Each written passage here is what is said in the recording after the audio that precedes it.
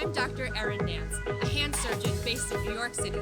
I interview all types of people who work with their hands and discover what inspires them most. For today's episode, we're meeting with Connie Chung and the staff of Milu, who are redefining what a Chinese food restaurant means in New York City. Let's step inside.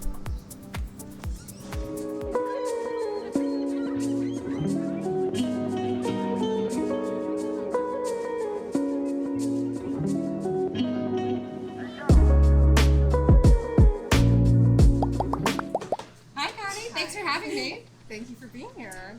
Now you're going to show us how to chop some snow peas today. Can you talk about some basic chopping skills that every amateur chef should know about?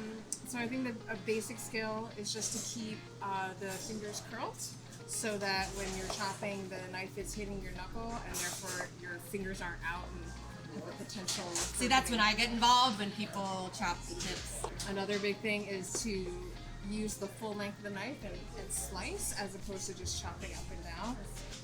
Chopping like this would be like the incorrect way as opposed to slicing. It also puts a lot less pressure on a vegetable. Like when you're slicing herbs, if you use the full length of the knife, you're using less pressure and therefore you're less likely to bruise. So it's important for the taste of the vegetable, also how you do the chopping. Yeah. Anything else in terms of how you're supposed to hold the knife, how you're supposed to hold the food? I think actually the way, so I hold the knife like this, which is actually kind of unique, I think. I don't know that a lot of people do that, and most people are back here. I feel like I get more control. Kind of like when you're holding a pencil, like the closer to the tip, I feel like you have more control. There's also a lot of different handles on a knife that I think a lot of people have different preferences. So this is like a Western handle. It should be comfortable, especially like when you're in the kitchen, you're chopping a lot. Everyone who's a cook or a chef develops a callus right here on their hand. Finding a knife that's comfortable for you, I think, is important. Everyone's pretty unique.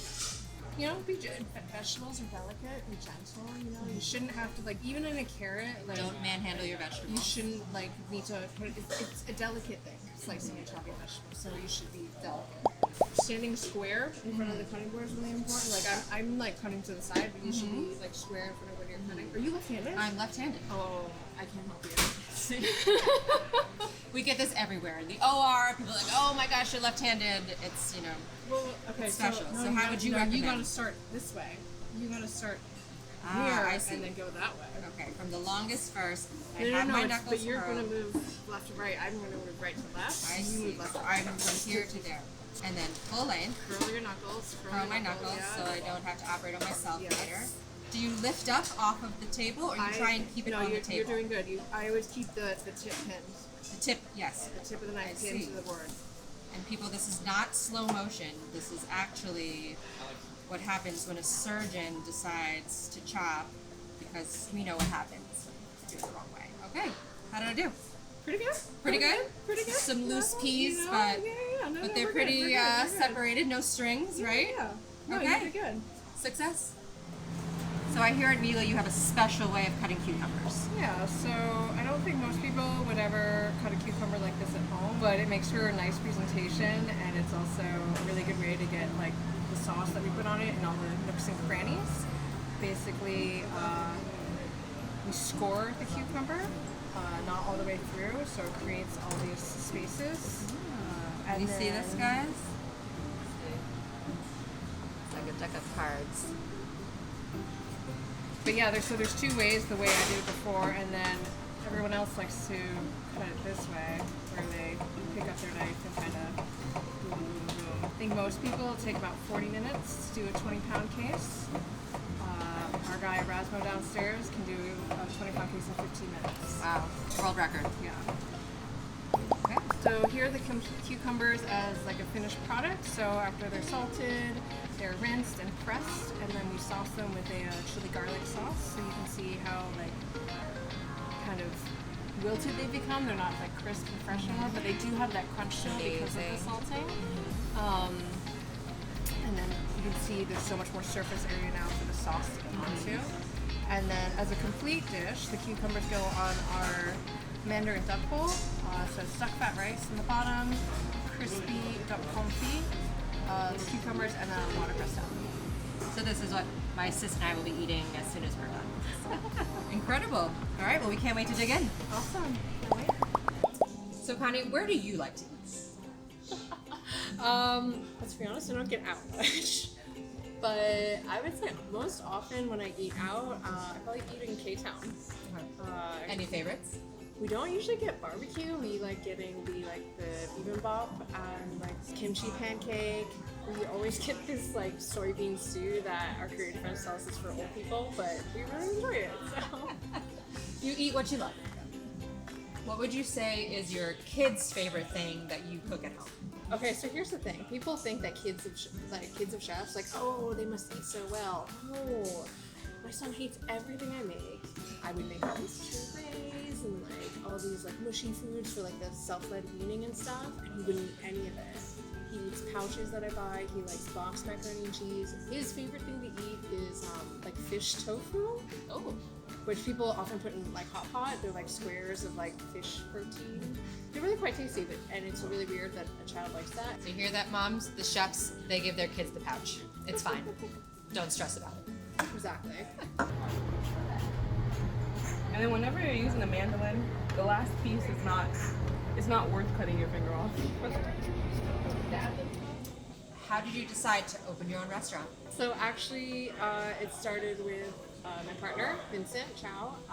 It was honestly his idea. This has kind of been a dream of his to open like a Chinese fast casual and kind of reinvent Chinese food or Chinese American food. Technically, we met at Make It Nice Hospitality, which was like the parent company. We met there, and then he moved back to China. We had kept in touch, and I kind of told him like, you know, I think I'm ready to move on. He's like, oh really? Because I have this idea, and it'd be so cool to do it with you. I'd be like, well, what's your idea? And so here we are. Did you specifically want to do a Chinese restaurant? Not necessarily. I was also raised on mac and cheese and like spaghetti and red sauce. I'm definitely honestly more familiar with Western food. All of my restaurant experience has been in Western restaurants. You know, like I've grown up eating Chinese food, just not necessarily cooking it. So their flavors I'm all familiar with. It was just about learning how to translate those flavors into cooking techniques that I was familiar with and cooking techniques that would work in a fast casual environment. So when you open a restaurant, it's crazy, everything, you know. What kind of acts of kindness have other chefs shown towards you? So when we opened, we had no idea what kind of reception we were going to get. So we definitely were a little understaffed because we definitely got very well received. The cooks we had were new and not that they weren't fully trained, but they weren't as familiar with everything. So again, familiarity and speed. So everything just took longer than normal. Former sous chefs, executive sous chefs from 11 Madison Park, the Nomad, including my husband, came in on their own time. Like we didn't pay them at all, and they were just making dumplings, making salad, you know, doing the knife cuts. And that was huge for us, honestly, because we probably wouldn't have been able to reopen the next day if not for that. So what's the difference between being a chef and being a chef owner? Being a chef means you're in charge of the kitchen, managing the employees, managing the costs. I think with a chef owner, you have a little bit more insight maybe, or just participation in the business, the greater business. So again, like opening a second location, for example, or in other cases, which is less glamorous, like dealing with like the more facilities management issues, like the fire department shows up, or like if the landlord has a problem or the neighbor has a problem. Once you become a chef, you're just managing people and managing costs and like sourcing ingredients, and you do very little cooking. Do you think you were well prepared to take that step? Just like everything in the restaurant world, you're never prepared until you get thrown into it. I think that's an important skill, being able to learn on the go, and I think it's definitely helpful in growth in the restaurant industry if you are able to adapt and like kind of roll with the punches. And so what have you learned from this first opening that's going to help you with your second opening? People never order as you expect them to, I can tell you that. There's just no way to prepare. You just kind of have to be as ready as you can. You never will be, because like we were saying before, like the vegetables can sense your fear, dogs can sense your fear. The customers always seem to do what you least expect them to do. All you can do is try to be as prepared for every possibility that's out there, and you inevitably will miss one, and that's the one that's going to happen. Which is what Murphy's Law, right? There you go.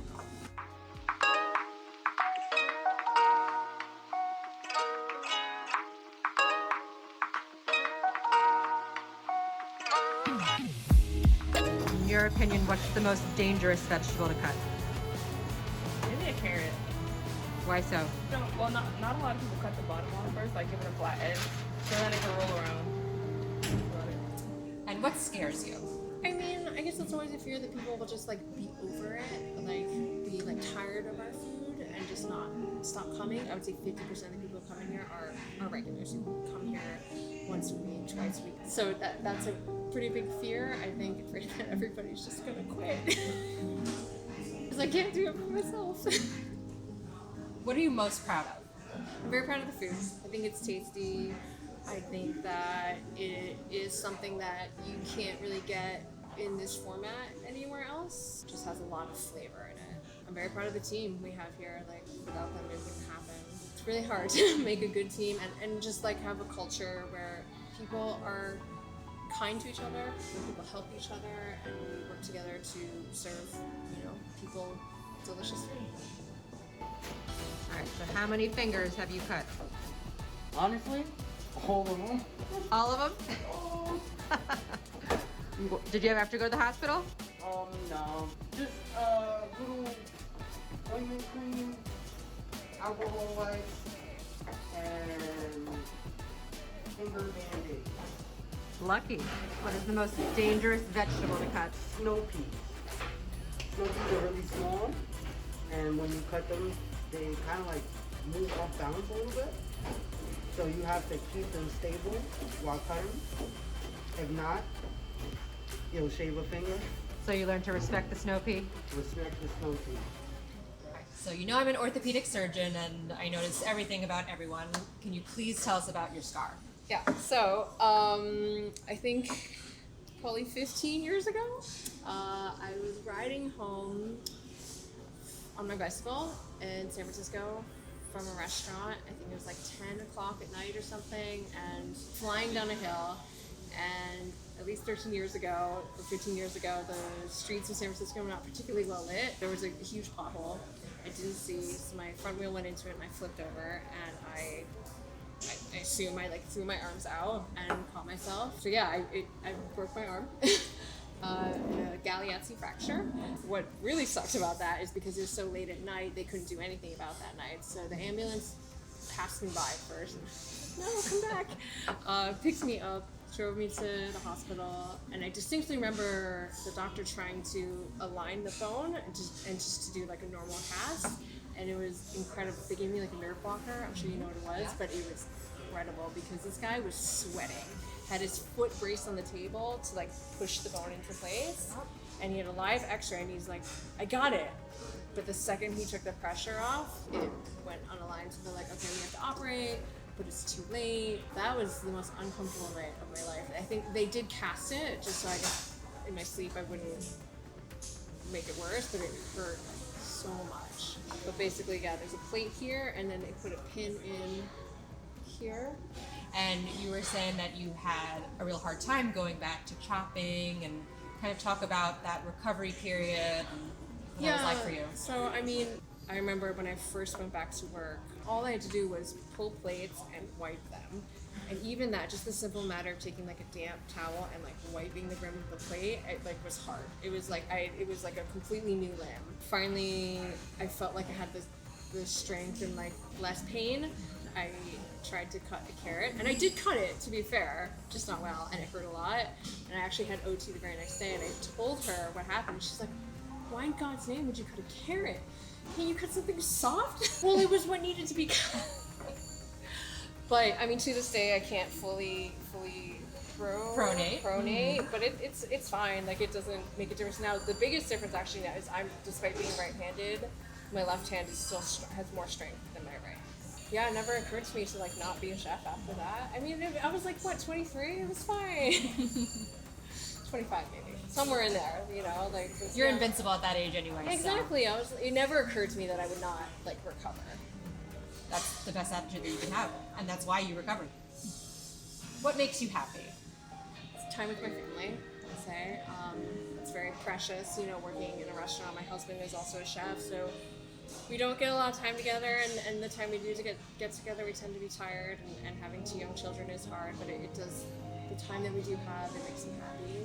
Chefs are very particular, and chefs tend to really like things like this goes here, and this goes here, and this goes here. So when I like walk into the kitchen in the morning and I see that everything is like exactly where it's supposed to go, like supposed to be, that makes me happy.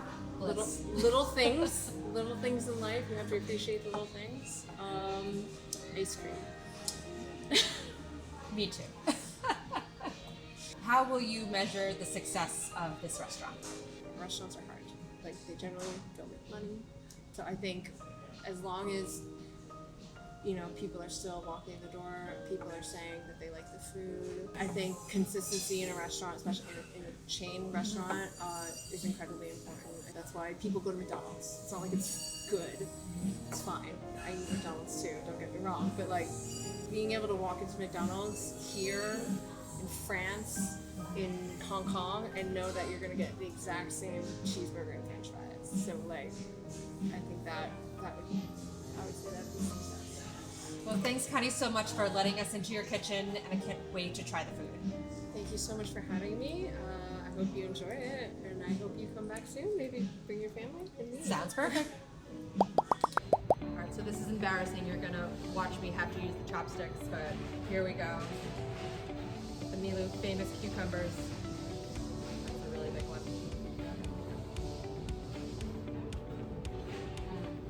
Delicious. Everyone, you have to get down here to Milu and try for yourself.